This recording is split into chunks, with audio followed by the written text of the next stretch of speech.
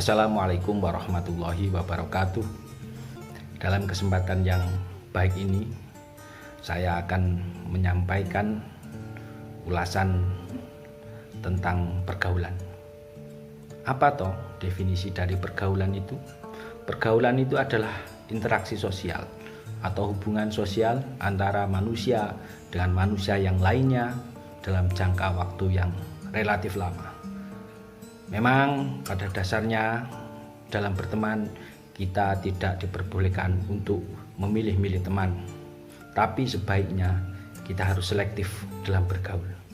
Mengapa Pak kok kita harus selektif dalam bergaul? Karena pergaulan atau komunitas seseorang itu pengaruhnya sangat besar terhadap akhlak orang tersebut. Kalau pergaulannya tepat dan benar, maka dia akan semakin bertakwa dan mendekatkan diri kepada Allah Subhanahu wa Ta'ala.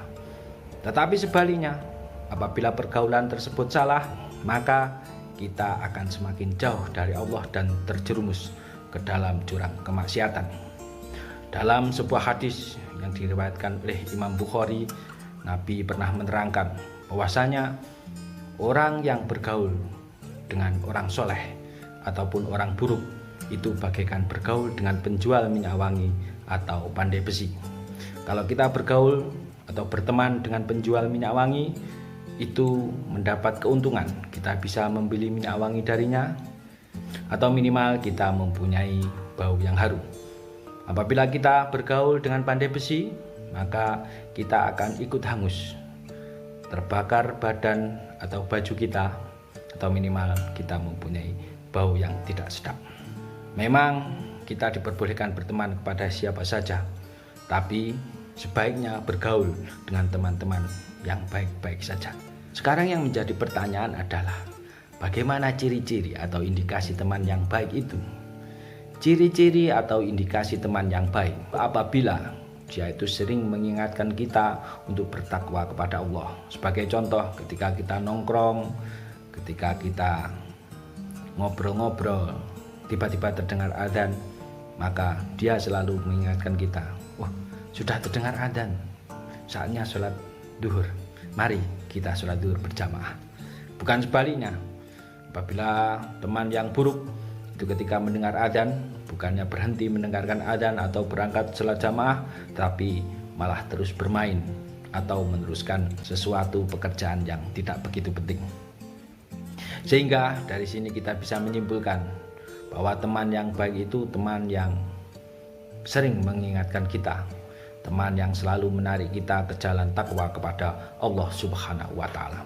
Dalam kitab Ta'lim Muta'alim, Syekh Az-Zarnuji pernah mengungkapkan sebuah syair, Anil mar'i la tas'al wa basir qorinahu fa'inal qorina bil muqarani yaqtadi.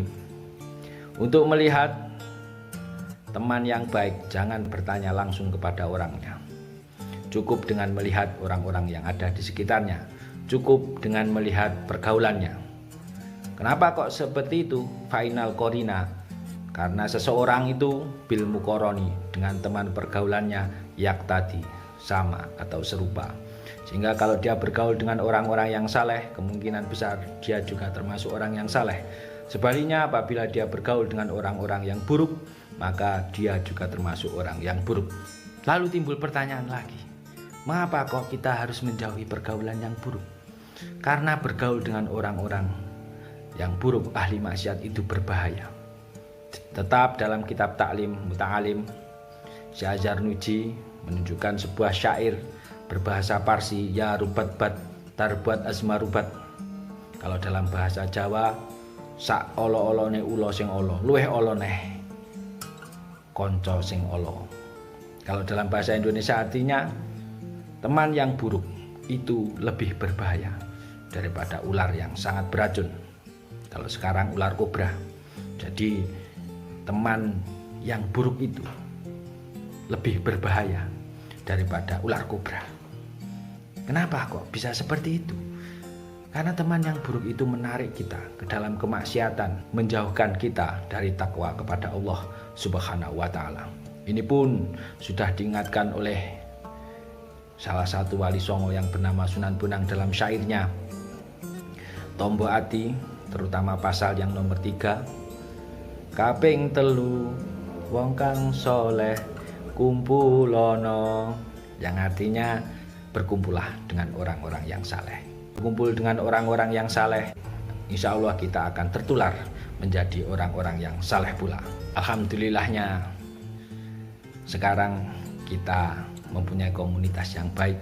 Komunitas KKG PAI Kabupaten Blitar merupakan komunitas yang saling mengingatkan antara satu dengan yang lainnya untuk bertakwa kepada Allah. Ini sungguh membanggakan.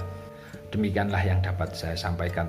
Semoga dengan ulasan singkat ini dapat bermanfaat bagi kita semua. Apabila ada kesalahan saya minta maaf. Selamat beraktivitas. Assalamualaikum warahmatullahi wabarakatuh.